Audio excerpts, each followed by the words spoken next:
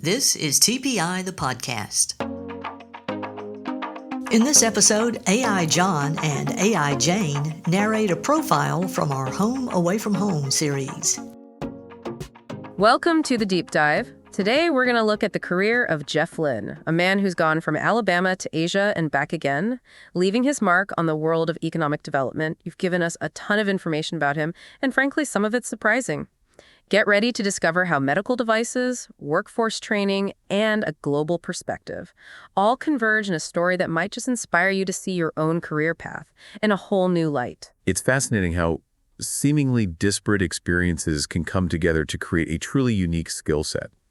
And Lynn's story really highlights that. Absolutely. We start in Ogden, Alabama, where Lynn was born, but his story really takes root in Alex City, a place he knew from childhood visits to family. So there's already this element of coming home woven into his journey. That connection to place is really interesting. It speaks to how our early experiences, even those seemingly insignificant childhood visits, can shape our trajectories. But here's what really caught my eye. His career didn't begin in economic development at all. We're talking medical device manufacturing.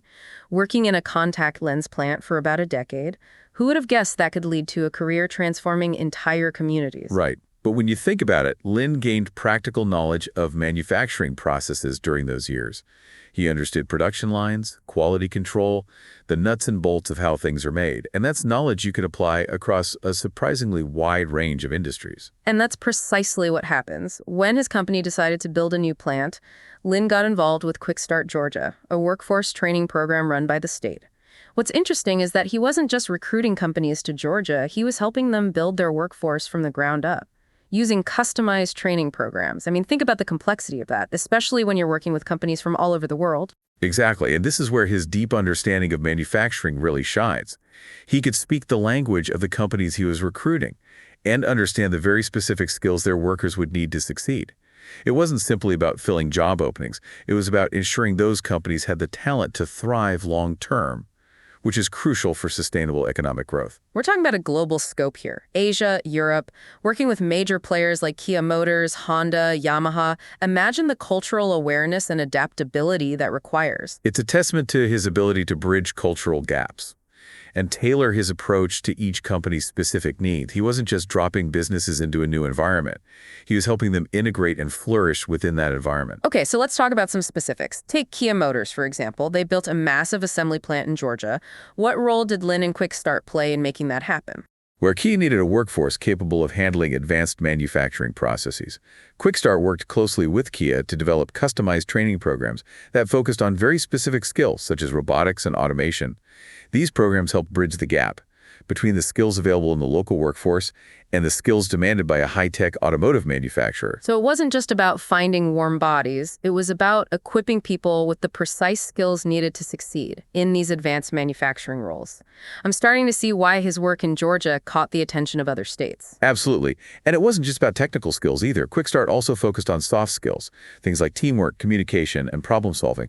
These are critical in any workplace, but especially important in a complex manufacturing environment where collaboration is key. His success with Quick Start Georgia definitely didn't go unnoticed. In 2008, he was recruited to lead Louisiana's workforce training program, and in just 15 months, they became #1 in the nation. It's quite remarkable. He took the model that had worked so well in Georgia and adapted it to the specific needs of Louisiana, demonstrating his understanding of different economic contexts and his ability to tailor solutions accordingly. So we've got this guy who is clearly talented, gaining national recognition for his work in workforce training. But remember that whole coming home aspect we talked about? While he was busy making waves in Louisiana, he still made time to visit his mother back in Auburn. And guess what?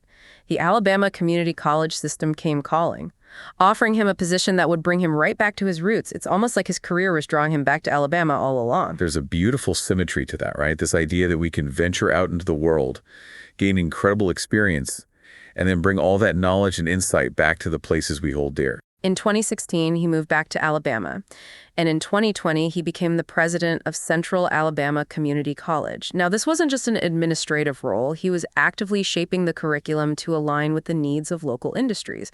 It sounds like he was building a pipeline of skilled workers, a crucial ingredient for economic growth. It's really the culmination of everything he learned throughout his career. He was taking his vast experience in workforce development and applying it directly to the community he now called home.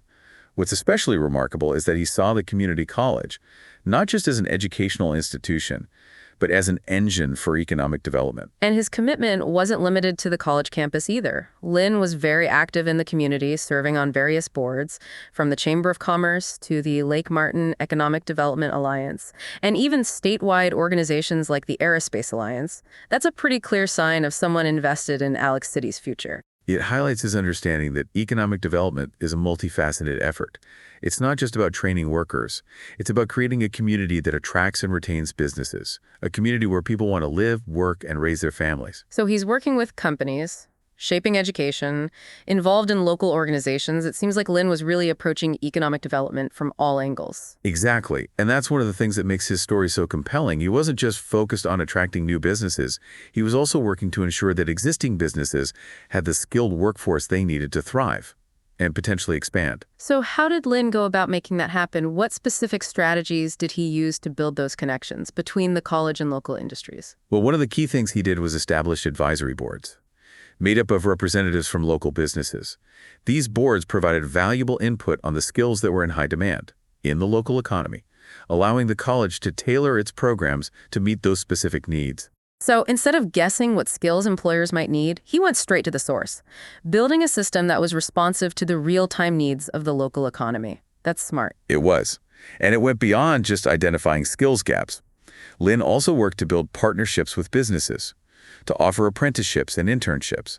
This provided students with real-world work experience and allowed them to develop relationships with potential employers while they were still in school. It sounds like he was creating a win-win situation for both students and businesses. Exactly. It was a way to create a talent pipeline that benefited everyone involved, and it helped to build a sense of shared purpose between the college and the community. It's like he was creating this positive feedback loop, right? A skilled workforce attracts businesses. Those businesses create more opportunities, which in turn encourages further investment in education and training. Precisely, Lynn's background gave him a unique ability to see those connections, to understand how each piece fit into the larger puzzle of economic development. So instead of just focusing on attracting new companies from the outside, he was strengthening the existing ecosystem, making Alex City more attractive to businesses in a sustainable way. And by focusing on building up the local workforce, he was ensuring that the benefits of economic growth would be shared more broadly within the community. So it wasn't just about bringing in big companies and hoping for the best. It was about creating a foundation for long-term prosperity, which is something that really resonates with me. It's a more holistic approach to economic development. It's about recognizing that true prosperity comes not just from attracting investment, but from cultivating a thriving community where people have the skills and opportunities to succeed. Now, I know you've mentioned Lynn's international work, but I'm curious to hear how his experience abroad influenced his approach to economic development back home in Alabama. Did he bring back any specific ideas or strategies? Definitely, one of the things that struck him during his time working with international companies was the emphasis on continuous improvement. These companies were constantly looking for ways to innovate and optimize their processes, and that's something he brought back to his work in Alabama. Can you give me an example of how he applied this idea of continuous improvement? Well, one example is the way he approached curriculum development. At Central Alabama Community College, he didn't just set a curriculum and forget about it. He implemented a system of ongoing evaluation and revision, constantly gathering feedback from industry partners to ensure that the programs were aligned with the evolving needs of the local economy. So it wasn't just about staying relevant. It was about staying ahead of the curve, anticipating the skills that would be needed in the future. That's impressive. It is, and it speaks to his forward-thinking approach.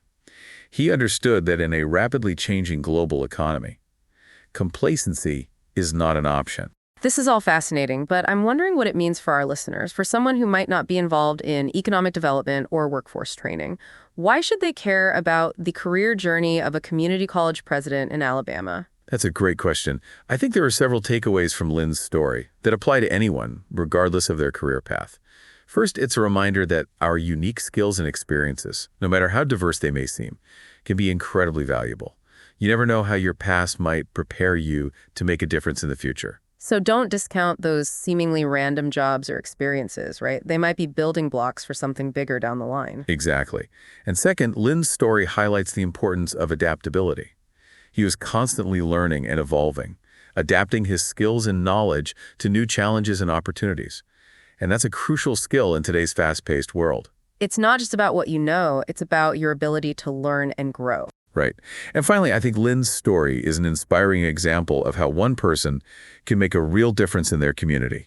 He saw a need, and he stepped up to address it, drawing on his experience and expertise to create opportunities for others. And he wasn't afraid to get his hands dirty, right? He was actively involved in all aspects of the process, from working with companies to shaping education to getting involved in local organizations. It wasn't just talk, it was action. Exactly. And that's something we can all learn from, whether it's volunteering our time, mentoring a young person, or starting a business. Each of us has the potential to contribute to something bigger than ourselves. So Lynn's career journey, which at first glance might seem hyper-focused on a specific field, actually has these broader lessons about the value of diverse experiences, the importance of adaptability, and the power of individual initiative. It really does. And it's a reminder that innovation and progress can happen anywhere, in small towns and big cities alike. And it all comes back to that idea of coming home, right? Lynn's career took him all over the world, but ultimately it led him back to a place where he had big roots, a place where he could make a real difference. It's a beautiful reminder that we can take our experiences and knowledge and use them to enrich the places that have shaped us. And it's something that I think resonates with a lot of people. Speaking of which, you mentioned that Lynn has made a real difference in Alex City. Could you give us a concrete example of that? What's something tangible that he accomplished? Certainly. One of Lynn's most notable achievements was the establishment of a new workforce training center in Alex City, focused on advanced manufacturing skills. This center was specifically designed to meet the needs of local industries, providing training in areas like robotics, automation, and precision machining. And how did that center impact the community? It had a significant impact. It helped attract new businesses to the area, and it also enabled existing businesses to expand and become more competitive. But perhaps most importantly, it provided local residents with access to high-paying, in-demand jobs. So it wasn't just about theoretical economic development. It was about creating real opportunities for people, giving them the skills they needed to build a better future for themselves and their families. Precisely. And that's ultimately what makes Lynn's story so compelling. It's a story about how a deep understanding of industry needs, combined with a genuine commitment to a community, can create lasting positive change. It's amazing to see how those efforts have translated into tangible improvements for the people of Alex City. It really underscores the power of investing in people and building a sustainable economic foundation. It does, and it's a model that can be replicated in other communities.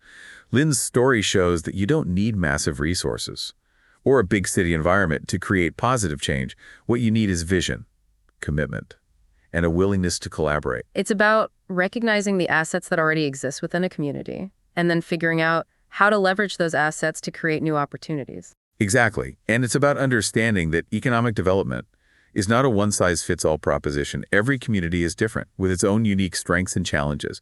The key is to develop strategies that are tailored to the specific needs of each community. So as we wrap up this deep dive into the life and work of Jeff Lynn, I'm left wondering about something. You've highlighted his global perspective and how he brought those experiences back to Alabama. But what about Alex City itself? Did Lynn's efforts help connect Alex City to the global economy in any way? That's a really insightful question. And the answer is yes, absolutely. While Lynn's focus was on strengthening the local economy, he also recognized the importance of connecting Alex City to the broader world. One way he did this was by promoting foreign investment in the region. Interesting. So how did he go about attracting foreign investors to a small town in Alabama? Well, he understood that foreign companies are looking for many of the same things as domestic companies: a skilled workforce, a business-friendly environment, and access to markets. And he worked hard to showcase those assets to potential investors. So it wasn't about trying to compete with big cities on their terms. It was about highlighting what makes Alex City unique and appealing to a specific type of investor. Exactly. And it was successful. Several foreign companies have invested in Alex City in recent years, creating new jobs and bringing new technologies to the region. Wow, that's impressive. It sounds like Lynn's efforts have really helped put Alex City on the map, not just nationally, but internationally as well. They have, and it's a testament to his vision and his ability to think beyond traditional boundaries. He understood that even a small town like Alex City can play a role in the global economy. This has been a fascinating exploration, and I think it offers a lot of food for thought for our listener. It's easy to get caught up in headlines about globalization and economic shifts. But Lynn's story reminds us that real change often happens at the local level, driven by individuals with vision and a commitment to their communities. I agree. And it's a reminder that each of us has the potential to make a difference, whether it's through our work, our volunteer activities, or simply by being engaged citizens. We can all contribute to building stronger, more vibrant communities. So to our listener, we leave you with this thought. What's your unique contribution? What skills, experiences, or passions can you bring to bear to make a difference in your own community? Maybe it's volunteering at a local school, mentoring a young entrepreneur, or simply sharing your knowledge and expertise with others. The possibilities are endless. And remember, you don't have to have all the answers or be an expert in economic development. To make a positive impact, the most important thing is to be engaged, to care about your community, and to be willing to take action. Jeff Lynn's journey is proof that seemingly disparate experiences can come together to create a real impact. And his story is a powerful reminder that even small towns can be connected to the global economy in meaningful ways. It's a story that offers hope and inspiration, demonstrating that positive change is possible, no matter where you are. Thanks for joining us on this deep dive into the life and work of Jeff Lynn. We hope you found it as insightful and inspiring as we have. Until next time, keep exploring, keep learning, and keep making those connections. TPI the Podcast is a production of TPI Media and brought to you by TPI Digital. It's all about the audience, and whatever your marketing needs, we can reach that audience. To find out more, go to tpidigital.com or click the link in the show notes.